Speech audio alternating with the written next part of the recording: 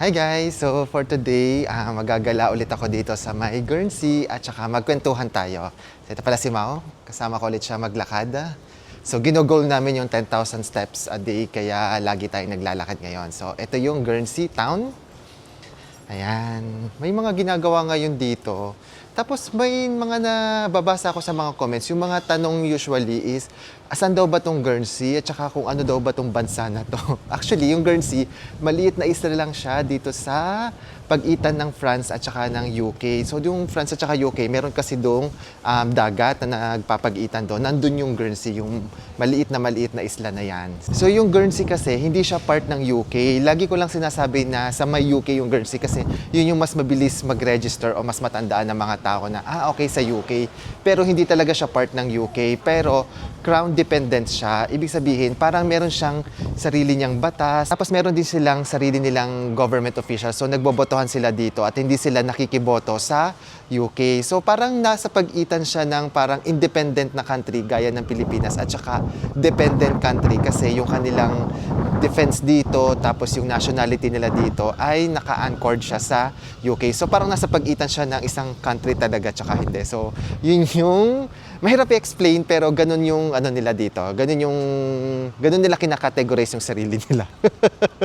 Tapos ayan, may nagtanong pala kung nagpe-fiesta ba dito kasi ang daming banderitas. Dito fiesta, parang pag summer, ganyan talaga yung design dito sa my town kasi para maging festive kasi maraming mga tourists na pumupunta dito. So para medyo colorful, I think. Tapos marami ring mga ano dito, mga pakulo kung ano-anong nangyayari pag summer, may mga may kumakanta sa streets, may nagper-perform, so yan. So very festive talaga dito kapag pag summer. Tapos guys, isa sa mga sikat na mga tao na tumira dito ay si Victor Hugo. Ayan, ito siya. May mga statwa siya dito, tsaka may naging bahay siya dito kasi nung pinatapon siya ng France, dito siya tumira sa Guernsey. Tapos kilala niyo ba siya? Siya yung yung sumulat ng Les Miserables. Alam niyo yung Les Miserables, yung parang longest running na musical kung saan nagbida si Lea Salonga. Doon yung sikat na kanta yung On My Own. Maukantahin mo nga. Ayaw kantahin mo. Well, anyway, so lakad lang tayo. Ito pala, may dagat na dito kasi nga isla lang siya. So, napapalibutan kami ng dagat dito. Pero yung dagat dito hindi mabaho, hindi siya malansa. Ayun. Tapos, ano pa ba ang interesting facts dito? Usually dito, English yung talagang language nila dito. Kaya hindi masyadong mahirap kasi nga 'di ba? Tayo naman sa Philippines may subject naman tayo ng English, pero hindi ko pa kaya yung British accent. Kasi yung mga kausap ko dito, normally mga Pinoy din. So, parang hindi rin ako na masyadong, parang sa work lang.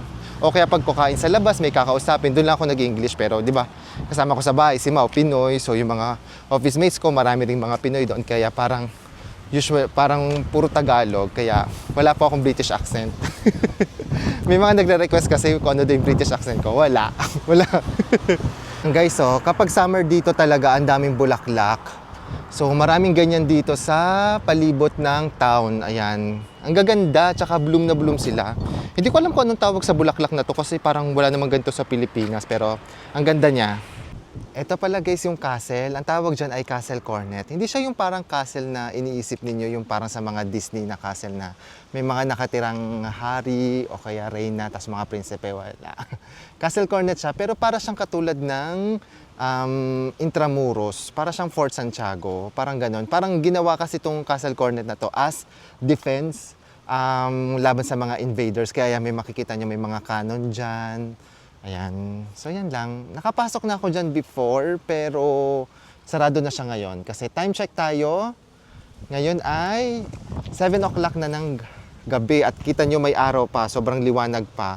Grabe. Parang alas 2 or alas 3 pa lang. Pero dito, pag summer talaga, mahaba yung araw dito. Nagsaset yung sun or lumulubog yung araw kapag mga 9:30 ganon. So sobrang late na. Kaya yan, sobrang maaraw pa kahit gabing-gabi na. Guys, alam nyo ba na kung sa Pilipinas mahilig tayong mga Pinoy sa basketball, dito sa Guernsey, ang hilig ng mga tao dito ay football. Kaya ngayon, alam nyo na merong FIFA or yung World Cup, yung mga tao ngayon halos lahat nasa mga pub or nasa bar kasi doon sila nanonood at saka doon sila nagse-celebrate in case manalo yung England. England yung sinusuportahan nila dito kasi yun yung kasali sa World Cup. Kasi yan, 7:30 na pala ngayon dito and kita nyo halos sarado na yung mga store dito. Hindi ba tulad sa Pilipinas na di ba parang yung mga store umaabot na mga 9 or 10 tapos yung mga restaurants hanggang minsan nga 24/7 dito 5 o'clock talaga sarado na sila. Tapos yung mga restaurants usually hanggang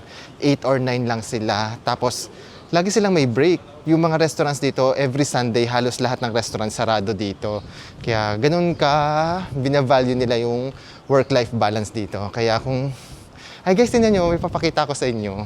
Guys, dito pala sa Guernsey, walang mga aso or pusa na magkakalkal ng basura. Ang nagkakalkal dito ay mga seagull. Ayan o.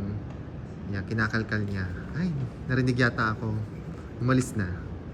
So lumipad na yung seagull, nahiya ata kasi nalaman niya na binibidyohan ko siya. Ayaw niya ma-expose siya. Pero ganun nga, wala dito mga pag-alagalang aso at saka pusa. Kaya safe ang mga basurahan dito or mga basura dito. Kaya lang, yun nga, may mga seagull, sila yung parang peste na nangangalkal ng basura. Kaya ayun, nakita nyo naman kanina. Pero ayun, share ko lang.